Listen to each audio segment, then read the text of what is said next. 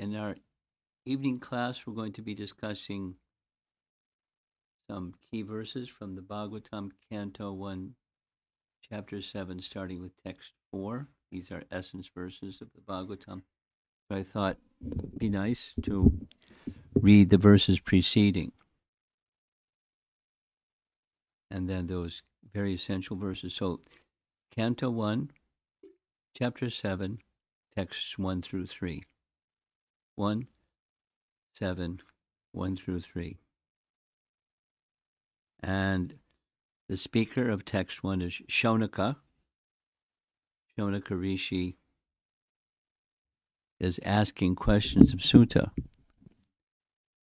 So Shonaka Rishi asks, "O Sutta, the great and transcendently powerful Vyasadeva heard everything from Sri Narada Muni. So, after Narada's departure, what did Vyasa do?" Purport. In this chapter, the clue for describing Srimad Bhagavatam is picked up by as Maharaj Parikshit is miraculously saved in the womb of his mother. This was caused by Droni, Ashvatthama, Acharya Drona's son, who killed the 5 sons of Draupadi while they were asleep, for which he was punished by Arjuna. Before commencing the great epic Srimad Bhagavatam, Sri Vyasadeva realized the whole truth by trance and devotion. So, backing up a little bit, the end of the previous chapter, entitled Conversation Between Narada and Vyasadeva. In chapter 6, Vyasadeva compiled all the Vedas and divided them into 4 and wrote the corollary literatures, or the smritis that complement the shrutis, and he then compiled the summary of all of that in Brahma Sutra, and felt dissatisfied. Narada came, explained to him why he was dissatisfied, then gave him an instruction what to do. So now he's going to do. And the question is, after Narada left, what did Vyasadeva do? And in the purport, short purport, Srila Prabhupada is reminding us of, the little bit broader context. The little bit broader context is the son of Dronacharya, namely Ashvatthama, has done some diabolical things. The sleeping sons of the Pandavas he killed, and he made an attempt to kill the remaining descendant in the Pandava dynasty, namely the child in the womb of Draupadi, Uttara, and he, Krishna, saved him. So he's reminding us of that. And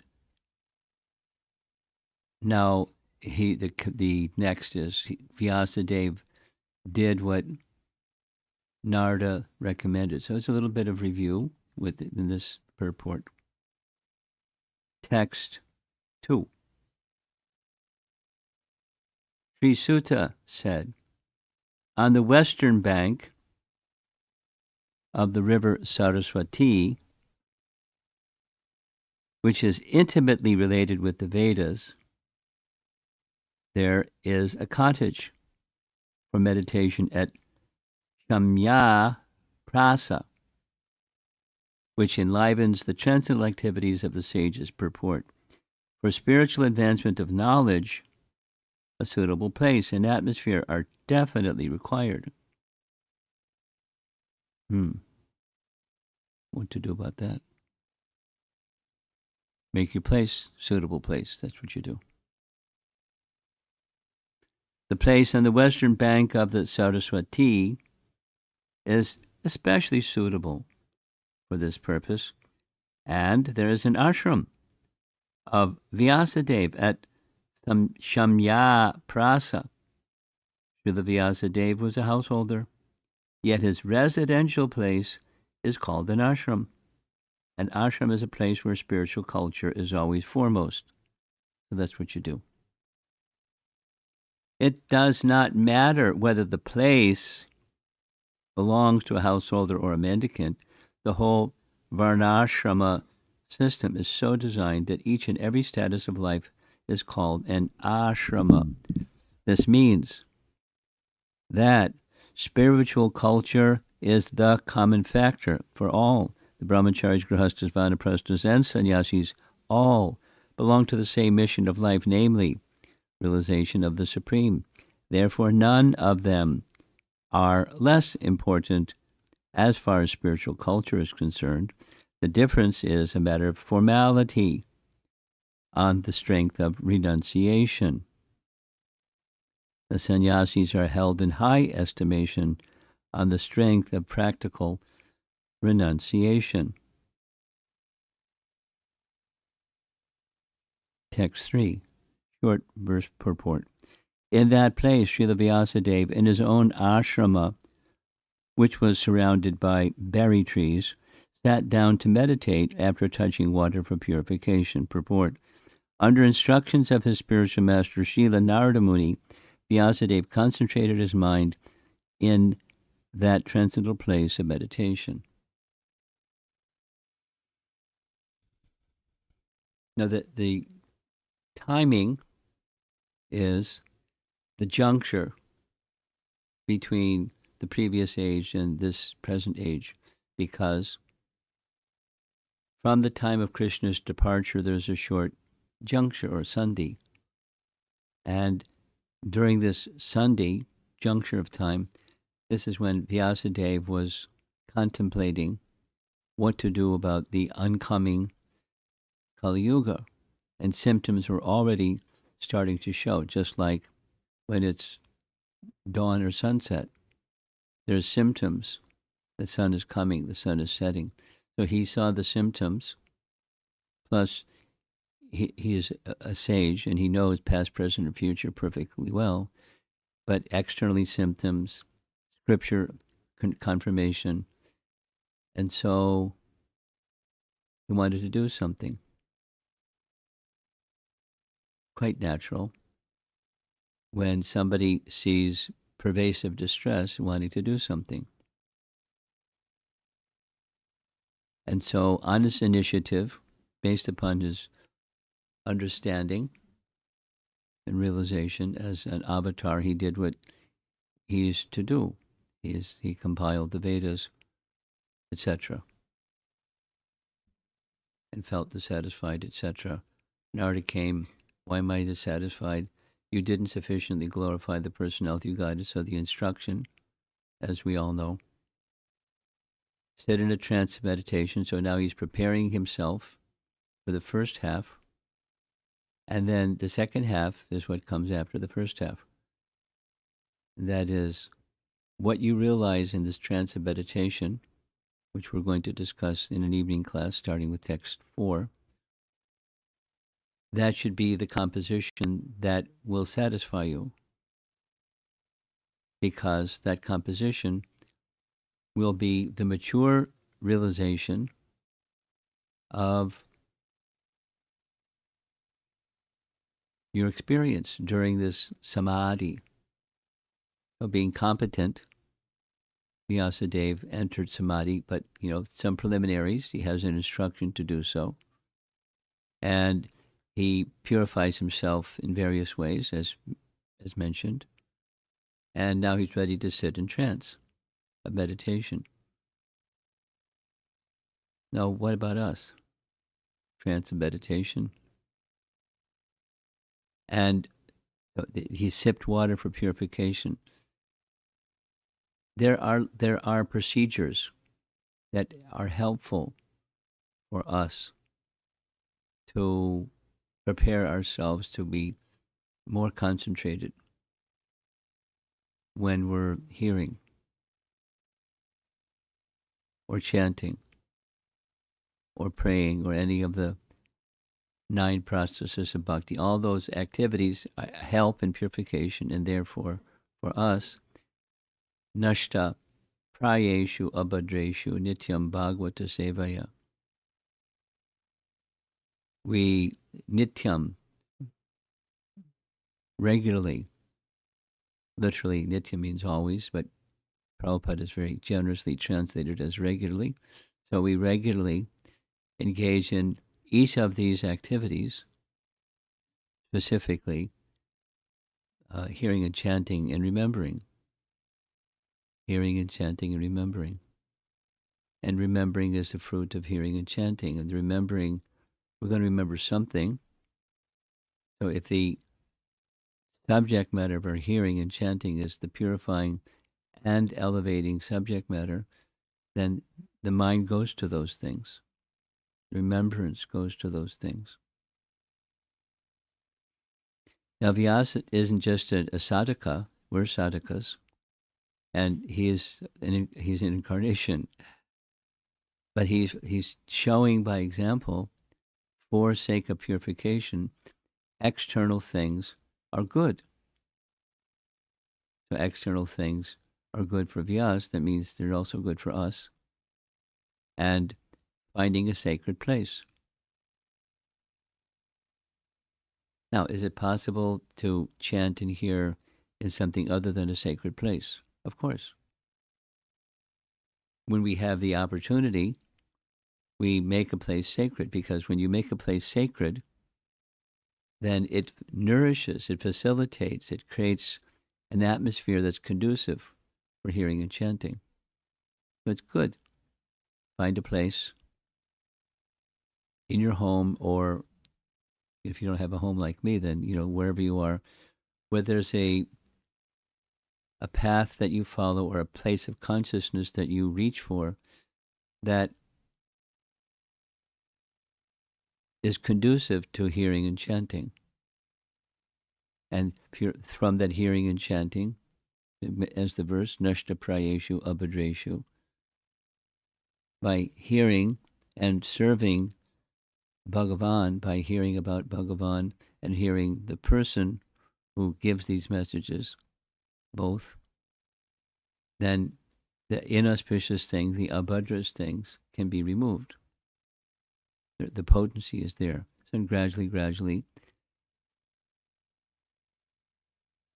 this is, and I'm just describing sadhana, but we're hearing about Vyasa who's beyond sadhana, but he's still, point is, he's following activities that are for purification.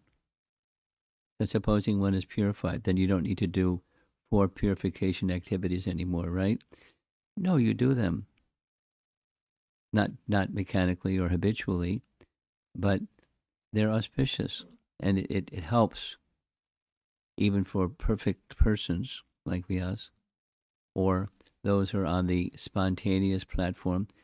If they don't do a particular 4 purification activity, they're not barred or restricted from higher consciousness. At the same time, they do. It's a nice topic. A nice topic. On the one hand, and on the other hand, there is this description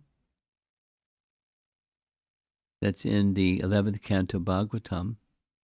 Krishna says to Uddhava, those who are on this platform of spontaneous attraction to Krishna, if due to a rise of some transcendental ecstasy, they neglect a particular vidhi of sadhana, there's no punishment or there's no atonement they need to undergo. There's nothing wrong that they've done. If there isn't some wave of ecstatic emotion, then we do regulative things because they're to be done. And they set an example, just as Vyasa is doing. He doesn't need, but he's doing. We need. But so he's setting an example. The external purification activities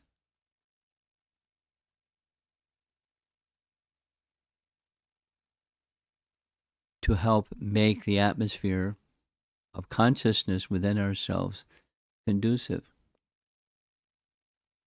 Two things, just to illustrate this. First of those two things, because I've been spending some time during the Udupi Yatra, following the Udupi Yatra, speaking to the Chinese devotees on Madhvacharya. Madhvacharya.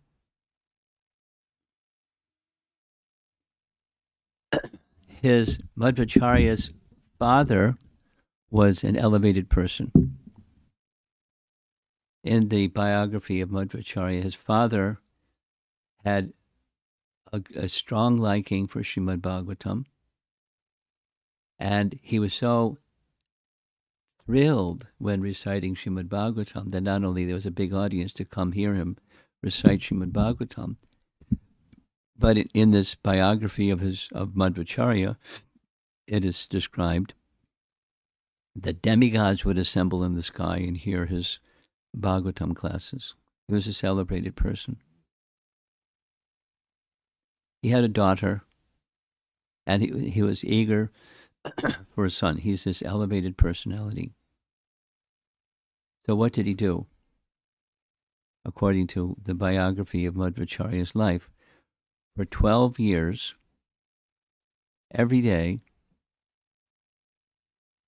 his father went 3.5 hours this way and 3.5 hours back to offer prayers to the celebrated deity in Udupi, because his home was not in Udupi, but some little distance away, to offer prayers to the deity, that he was praying to the deity for the benediction that he would have a qualified son. So he's already qualified. But he's observing a practice, or a commitment, or a vow, or vrata, or purification. And after 12 years, every day doing this, he and his wife decided, now one more. We'll do Garbhadan Sanskar in a formal way, and let us see what the Supreme Lord does in reciprocation. So elevated consciousness, still engaging in activities that one might say are ritualistic or cultural, or as Prabhupada is presenting this language.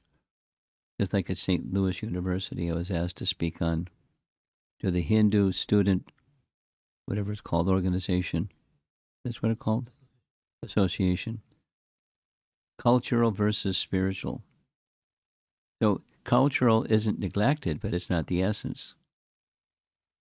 Observing this festival, this holiday, that holiday, this puja, that puja, etc., etc. They're to be done. But it stays on the material platform unless the purpose for which they're done is at the front and center.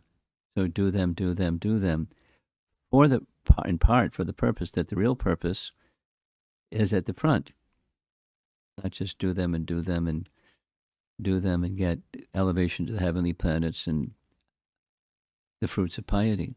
So cultural things are to be observed, just as Madhvacharya's father observed. Prayers to the deity, etc., etc., etc. And as the qualified son was the result.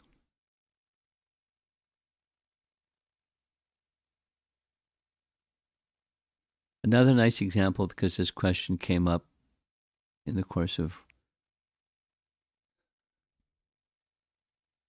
the discussions about Chaitanya Mahaprabhu. Before Chaitanya, this is example number 2.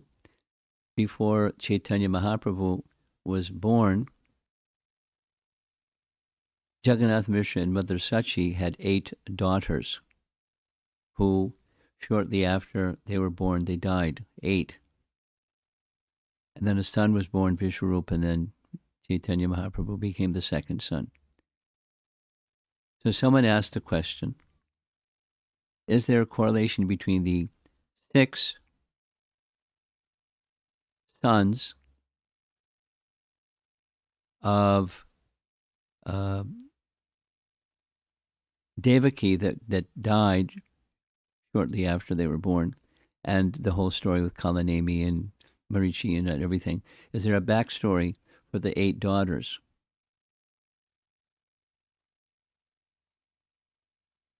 So with some help of somebody that's more knowledgeable than me, I found an answer, and the answer is from Professor Sanyal. In his Sri Krishna Chaitanya, he wrote, Life of Lord Chaitanya and his teachings, both. He wrote, yes, just as with Devaki, also with the 8 daughters, the 6 sons, there was a backstory of who they were in their previous life.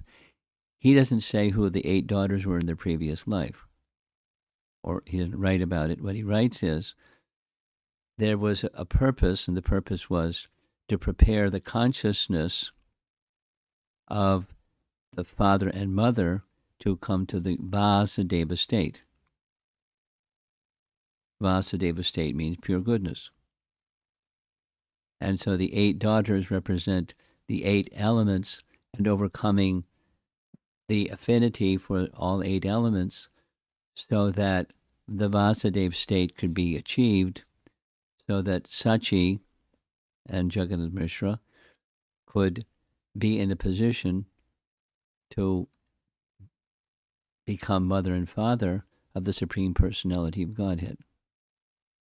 That's the parallel that's being presented by Professor Sanyal. The idea, these 2 examples are meant to illustrate the principle. And the principle is purification, even for one who's already purified. Not that Jagannath Mishra and Mother Sachi, who are eternal associates of the Lord, needed purification, that they were incapable or unqualified. But they observed, and Krishna supported, or the personality of Godhead, the Supreme Lord supported that process of purification, because it's good. Even you're purified, become superlatively purified, fit.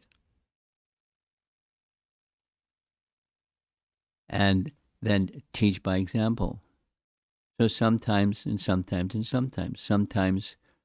of us undergo some tribulation.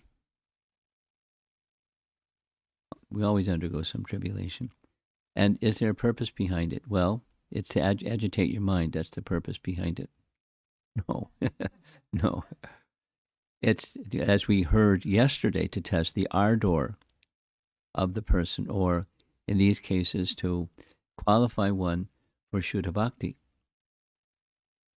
So when you're going through some tribulation, it's not natural to think, oh, this is purification. Fantastic. Let me embrace it. Purification. We think something else, usually. And even if you embrace the purification principle, there still may be some feeling or some sensation or something within the mind, maybe also within the senses and the mind, that says, oh, pain, or tapa, austerity. The role of austerity in the life of a devotee is exactly that. To not look for the temporary enjoyment of the mind and senses and based upon circumstance, because it's for devotee, by design, for everyone, it's not like that. Dukkalayama shashvatam. And for devotees in particular, there's purification. The purification doesn't mean yummy. Purification means purification. So there's some inconvenience, and let me embrace the purification, and thus accept the inconvenience or the aggravation or the inconvenience or the turmoil or what, the circumstance that leads to an unpleasant feeling. How do you do that? If you have dhira, if you have faith and conviction in the path to reach the Supreme, and I'm following the path to you can check and see, am I following the path properly? So back to the Bhagavatam text for this morning. Vyasadeva knew, and he's received an instruction from Narada, who he has complete faith in appropriate complete faith. And so he's doing activities of purification in a holy place to facilitate Narada's instruction.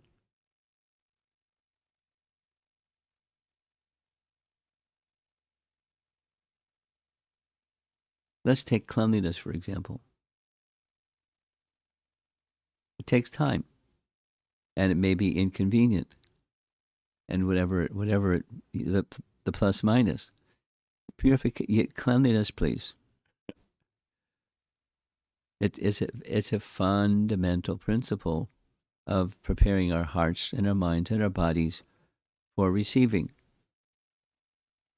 the Supreme Lord and receiving messages of the Supreme Lord, and in this case with Vyasadeva, the realization that's going to come in, I guess it's tomorrow's class, about what he experienced, because the instruction was what you experience should be the subject matter of your next literary composition, namely Srimad Bhagavatam.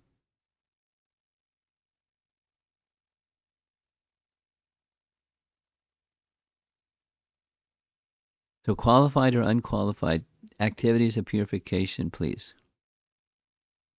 And activities of purification are not just for unqualified people. Activities of purification are for all. And once purified, that's further purification, the commitment to the principle of purity. Because in that condition of purity, we become receptacles or fit recipients of mercy. We're dependent, not independent.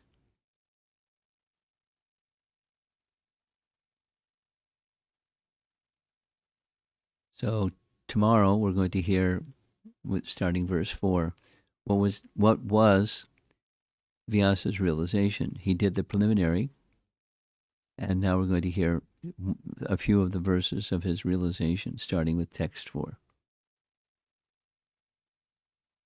And it's in short, it's also how to lead our lives. Sitting down in a trance of meditation, good luck. But the principle is for us. And fortunately, Vyas had the realization, and fortunately, the realization of Vyas was compiled by Vyas. Who knows the realization better than the one who realized it? So it's in the Bhagavatam. And we have the purports of our acharyas to help us understand what was the significance of his realization. So that's preliminary to our discussion tomorrow. See if there's some questions or comments.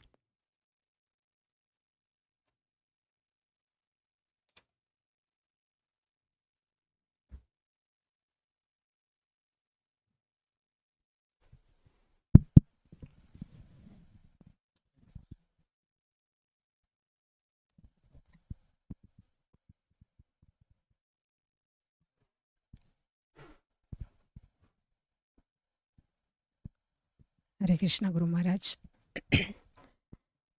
The last two points that Guru Maharaj mentioned really was very struck with me. The activities for purification is necessary whether we are qualified or unqualified. Yes.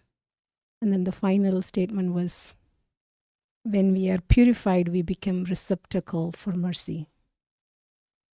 But then sometime when the purification happens, we are not, I don't want to say we are, I am not ready to. Not what? Ready for the purification, like knowingly or unknowingly, I block or I'm unaware that purification is happening. What to do? What's the punchline? What to do? Okay. Stay with it.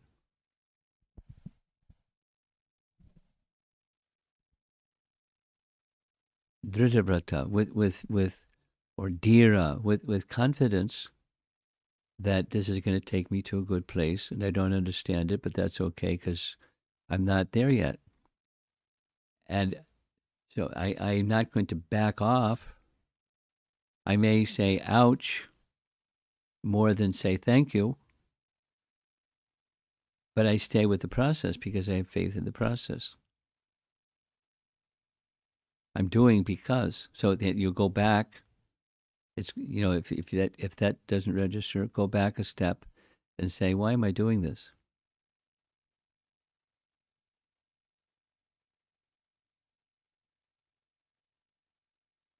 I'm not clean. I'm not pure. And the purity makes me a fit receptacle, and so becoming pure, it's uncomfortable. Becoming pure because not that I dislike purity. I'm attached to status quo. And to me, that's who I am, and that's life. And the transition from impure to pure, it's uncomfortable.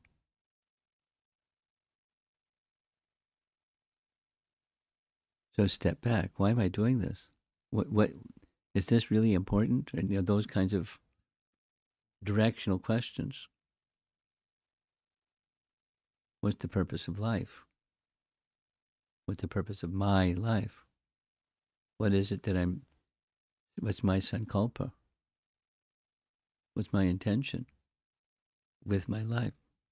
So you go back to this reflective place, mode of goodness place, and you consider, in light of Scripture, as well as your heart, guided by Scripture, and realign your heart to your purpose. And then, the discomfort subsides because then you can remember and understand what's going on. Purification. So that I can become pure, so that I become a fit receptacle for mercy. Because I'm not independent, I'm dependent. Yes, Guru Maharaj. So, in follow up of that, so as we progress in our spiritual life, can I say that the things that happens or Krishna arranges is for my purification? Yes. But your prior point is sometimes I don't remember that. So yes, you can do it. A shorter, quicker. This is for my purification. My experience is it becomes cosmetic or a band-aid to say it's for my purification when, my mind is saying for my purification. Don't go to the heart level, not just the mind level, the cosmetic level. But it's not mechanical, devotional. The essence is our relationship with Krishna. And so you check in with your relationship with Krishna. Why am I doing this? What's going on here? And it's not a narrow margin of what Krishna is doing or can do in his dealing with us. But there's there a category or general categories, and it's the essence is those categories. It's relationship.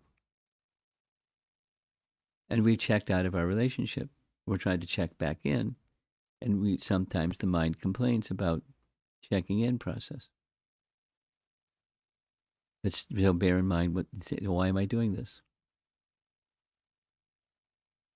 You revisit your goal and purpose of life, or it's a particular choice that you made by circumstances or within circumstances. It's strengthening. I call it strengthening the bhakti muscle.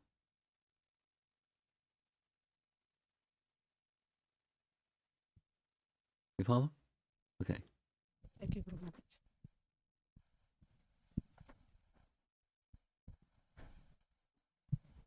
Krishna Krishna.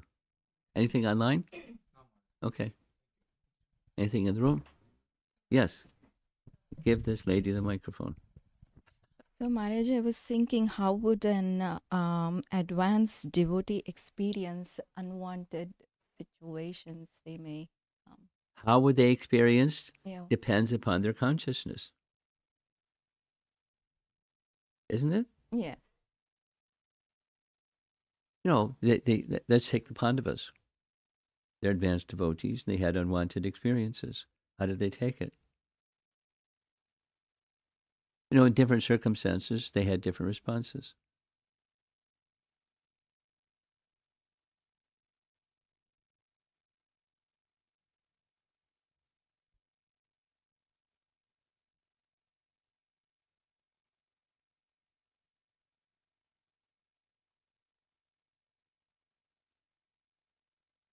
Here's a for example. It's a detail, but it's just an application of the principle.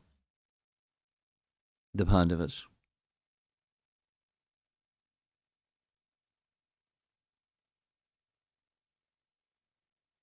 Arjuna was with Yudhisthira in the forest. They're in exile. And Arjuna's not in a complaining, why is this happening to us or to me mood, but, you know, his Kshatriya mood was there. And so he was visited while in the forest. I remember who he was visited by. Someone. Narada or Lord Shiva or something. And the advice was, in order to be victorious, you're going to need powerful weapons. Oh, it was Indra. Indra visited, because Indra is Arjuna's father. So you're going to need powerful weapons. And I'll make arrangement for you to get powerful weapons, but you're going to have to go to the forest and undergo austerities to make yourself eligible. So it wasn't like, anyway, so he went to the forest and he did this austerity, that austerity, this austerity, that austerity.